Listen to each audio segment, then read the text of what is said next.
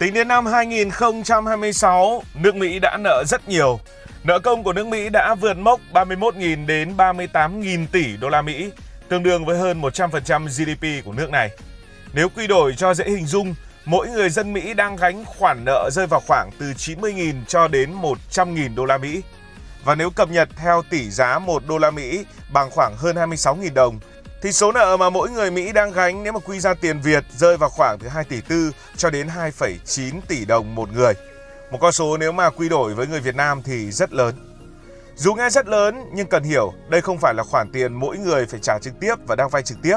Đây là nợ của chính phủ được xử lý dần qua thuế, qua tăng trưởng kinh tế và qua các chính sách tài chính của nước Mỹ. Nói đơn giản đó là gánh nặng chung của cả nền kinh tế chứ không phải là hóa đơn gửi đến từng người và bảo rằng bây giờ hãy trả hết số nợ này đi. Nhưng mà tại sao nước Mỹ lại nợ nhiều đến như vậy và chủ nợ lớn nhất của nước Mỹ đang là nước nào?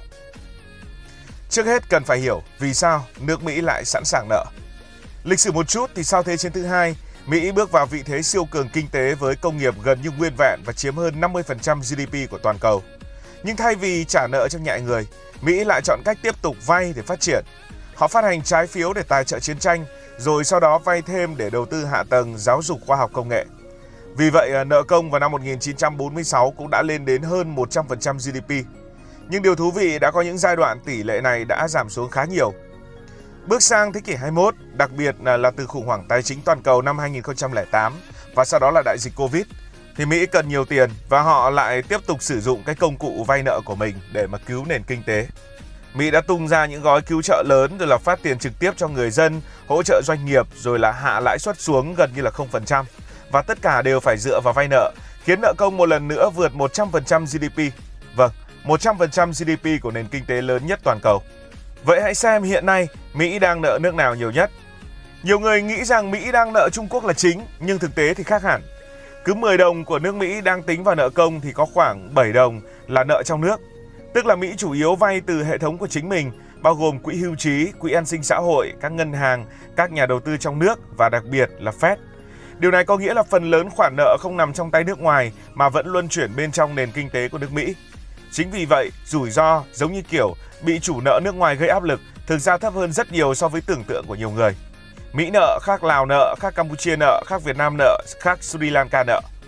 Để dễ hình dung, hãy tưởng tượng bạn sống trong một gia đình lớn. Bạn vay tiền từ bố mẹ, từ quỹ tiết kiệm chung của anh em. Về bản chất, bạn vẫn nợ, nhưng tiền đó chưa hề rời khỏi ngôi nhà của bạn. Mỹ cũng vận hành nợ theo cách tương tự, vay trong nước để chi tiêu, đầu tư, rồi dòng tiền lại quay trở lại hệ thống qua thuế, lãi suất và các hoạt động kinh tế. Và chính cơ chế nợ nhưng vẫn nợ ở trong nhà giúp Mỹ duy trì mức nợ rất lớn mà không rơi vào khủng hoảng ngay lập tức. Như vậy 70% là nợ trong nước, vậy còn 30% nợ nước ngoài thì vẫn phải có chủ nợ nước ngoài chứ. Thì chính xác là như vậy, khoảng 30% nợ công nước Mỹ là nợ nước ngoài, tức là do chính phủ và các nhà đầu tư nước khác nắm giữ thông qua trái phiếu hoặc kho bạc Mỹ. Con số này cũng đã tương đương hàng nghìn tỷ đô la Mỹ và điều quan trọng cần phải hiểu là đây không phải là các nước khác cho nước Mỹ vay vì nước Mỹ yếu kém mà nghèo, mà là một dạng đầu tư cực kỳ chủ động. Trái phiếu Mỹ được coi là tài sản trú ẩn an toàn nhất thế giới vì tính ổn định, thanh khoản cao và gần như không có rủi ro vỡ nợ trong ngắn hạn. Vì vậy, nhiều quốc gia coi việc nắm giữ nợ của nước Mỹ giống như việc gửi tiền vào một két sắt toàn cầu. Đứng đầu danh sách nước ngoài đó là Nhật Bản với khoảng 1.100 tỷ đô la Mỹ. Nhật là một nền kinh tế xuất khẩu lớn, thường xuyên có thặng dư thương mại, nghĩa là họ thu về rất nhiều đô la Mỹ từ việc bán hàng ra thế giới. Số đô la Mỹ này cần được cất giữ ở nơi an toàn và có thể rút ra bất kỳ lúc nào. Trái phiếu Mỹ đáp ứng hoàn hảo điều này. Ngoài ra, dân số Nhật già hóa quá nhanh, quỹ hưu trí rất lớn nên họ cũng cần những tài sản ổn định, ít biến động. Và việc cho Mỹ vay gần như là một điều hoàn toàn mặc định. Còn với Trung Quốc, câu chuyện phức tạp và thú vị hơn nhiều. Hiện tại Trung Quốc đang nắm giữ khoảng 750 đến 800 tỷ đô la Mỹ trái phiếu của Mỹ, tạm gọi là Mỹ đang nợ Trung Quốc bằng đấy tiền. Từng có thời điểm gấp đôi như vậy và là chủ nợ số 1. Sở dĩ Trung Quốc tích lũy lượng lớn nợ Mỹ vì mô hình kinh tế dựa vào xuất khẩu. Họ bán hàng sang Mỹ và thu đô la Mỹ về, rồi dùng chính số đô này để mua trái phiếu Mỹ.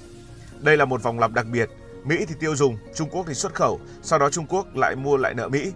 Tuy nhiên, trong những năm gần đây, Trung Quốc đã chủ động giảm nhằm đa dạng dự trữ ngoại hối và giảm phụ thuộc vào đồng đô la Mỹ.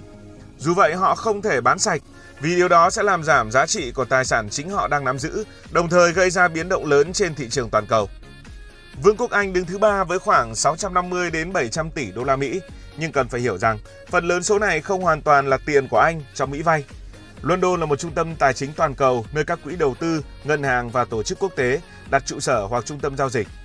Vì vậy, nhiều khoản nắm giữ trái phiếu Mỹ được ghi nhận dưới tên Anh, nhưng thực chất có thể thuộc về các nhà đầu tư từ khắp nơi trên thế giới. Điều này cho thấy mức độ quốc tế hóa rất cao của nợ mà Mỹ đang gánh.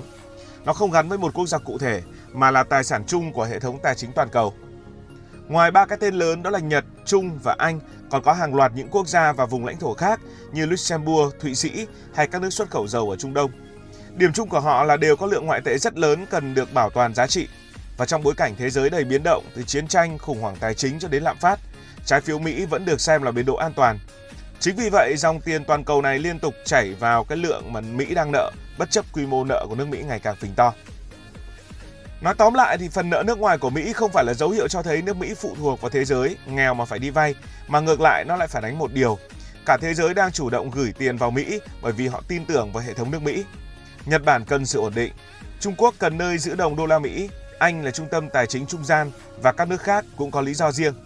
Tất cả tạo nên một hệ sinh thái mà trong đó, các nước thậm chí còn mong muốn cho nước Mỹ vay nợ. Vậy, vì sao các nước mong muốn cho Mỹ vay? Có 3 lý do rất thực tế khiến các quốc gia sẵn sàng đưa tiền cho Mỹ vay. Thứ nhất là trái phiếu kho bạc Mỹ gần như được xem là két sắt toàn cầu, rủi ro rất thấp, thanh khoản cao và có thể mua bán bất kỳ lúc nào mà không lo bị thiếu vốn. Trong tài chính không có nhiều tài sản vừa an toàn vừa linh hoạt như vậy. Thứ hai, đồng đô la Mỹ nói gì thì nói vẫn là đồng tiền số 1 thế giới, chiếm khoảng 60% dự trữ ngoại hối toàn cầu và được dùng trong phần lớn giao dịch quốc tế. Khi mọi dòng tiền đều xoay quanh đồng đô la Mỹ thì việc nắm giữ tài sản bằng đô la Mỹ, đặc biệt là trái phiếu Mỹ, trở thành một lựa chọn gần như bắt buộc. Và thứ ba, các quốc gia đơn giản cần một nơi để giữ tiền khi họ có thặng dư. Ví dụ Nhật hay Trung Quốc xuất khẩu hàng hóa sang Mỹ thu về một lượng lớn đô, nhưng đô đó không thể để nằm chết, họ phải tìm nơi an toàn để cất giữ và sinh lãi. Kết quả là họ mua lại trái phiếu Mỹ, tạo thành một vòng tuần hoàn rất đặc biệt. Mỹ thì tiêu dùng, thế giới từ xuất khẩu, rồi lại đem tiền quay trở về nước Mỹ. Nói thẳng ra, trong hệ thống hiện tại, Mỹ giống như một kho tiền chung của cả thế giới, nơi dòng tiền toàn cầu chảy liên tục vì niềm tin và sự tiện lợi. Đó là một chuyện, còn một chuyện nữa đó là Mỹ chi tiêu kiểu gì mà nợ công tăng mạnh như vậy. Thì Mỹ đang chi theo kiểu đó là chi nhiều hơn thu. Cụ thể thì trung bình cứ mỗi 1 đồng đô la Mỹ thu vào, họ chi đến 1,33 đồng đô la Mỹ, nên gần như năm nào cũng thâm hụt ngân sách và phải vay thêm để bù. Những khoản chi lớn nhất đó là an sinh xã hội khoảng 1.300 tỷ một năm, y tế khoảng 1.500 tỷ một năm, ngân sách quốc phòng từ 800 đến 900 tỷ một năm. Chưa dừng lại ở đó, Mỹ còn giảm thuế trong nhiều giai đoạn, phát sinh chi phí từ các cuộc xung đột quân sự và đặc biệt là gánh nặng lãi vay ngày càng lớn. Đáng chú ý, riêng tiền trả lãi nợ đã vượt 800 tỷ đô la Mỹ mỗi năm, tức là phần rất lớn ngân sách chỉ để việc trả tiền cho quá khứ, trả cái phần lãi này thôi, khiến nợ công tiếp tục phình to theo thời gian. Mỹ nợ nhiều như vậy, Mỹ có sợ vỡ nợ hay không? Đây là một câu hỏi rất quan trọng, bởi vì Mỹ nợ rất lớn mà vẫn chưa vỡ nợ, thì có những lý do sau đây. Thứ nhất, Mỹ vay bằng chính đồng tiền của mình, tức là đồng đô la Mỹ, nên khác với nhiều quốc gia phải kiếm ngoại tệ để trả nợ, Mỹ có thể phát hành thêm tiền để xử lý nghĩa vụ trong dài hạn. Thứ hai, nhu cầu mua nợ của Mỹ luôn cực lớn. Dù quy mô nợ tăng cao, trái phiếu Mỹ vẫn được các nhà đầu tư toàn cầu săn đón và gần như là luôn bán hết, tạo ra một đặc quyền tài chính hiếm quốc gia nào trên thế giới sở hữu. Và thứ ba, nền kinh tế Mỹ duy trì sức mạnh vượt trội với quy mô khoảng 31.000 tỷ đô, dẫn đầu thế giới về công nghệ, tài chính, tiêu dùng, nên tạo được niềm tin rằng họ có khả năng trả nợ trong dài hạn. Và cuối cùng với Mỹ, nợ không đơn thuần là gánh nặng mà còn là một công cụ vận hành. Họ sử dụng nợ để kích thích kinh tế khi cần, đầu tư vào các lĩnh vực then chốt và duy trì vai trò trung tâm trong hệ thống tài chính toàn cầu. Chính sự kết hợp của những điều này giúp Mỹ có thể gánh mức nợ khổng lồ mà chưa rơi vào khủng hoảng. Bây giờ, trong một kịch bản khác, hãy hình dung như thế này cho dễ hiểu. Một gia đình mỗi năm kiếm được khoảng 100 triệu nhưng lại chi tới 133 triệu, tức là năm nào cũng âm tiền. Tổng nợ tích lũy đã lên đến cả tỷ đồng. Con số nếu đặt vào bối cảnh bình thường thì gần như là quá sức chịu đựng. Nhìn qua, ai cũng nghĩ gia đình này sớm muộn cũng gặp rắc rối tài chính và phá sản. Nhưng điểm khác biệt nằm ở chỗ, gia đình này có thu nhập ổn định, uy tín cực cao, nên lúc nào cũng có người sẵn sàng cho vay. Đặc biệt, họ chính là người phát hành được tiền. Nghĩa là khi cần, họ có thể tạo ra nguồn tiền để xoay vòng. Nghe vô lý, nhưng đó chính là cách nền kinh tế Mỹ vận hành. Vẫn nợ nhiều, vẫn chi vượt thu, Nhưng nhờ niềm tin, sức mạnh kinh tế và vị thế rất đặc biệt của đồng đô la Mỹ, họ vẫn duy trì được sự ổn định mà ít quốc gia nào làm được trên thế giới. Cảm ơn vì đã dành sự quan tâm cho câu chuyện này. Nếu thấy hay, hãy nhấn nút like và đăng ký kênh. Hẹn gặp lại trong các video kế tiếp. Cảm ơn các bạn đã dành sự đồng hành cùng Hà Thanh Story đi qua những vùng đất, khám phá những điều mới.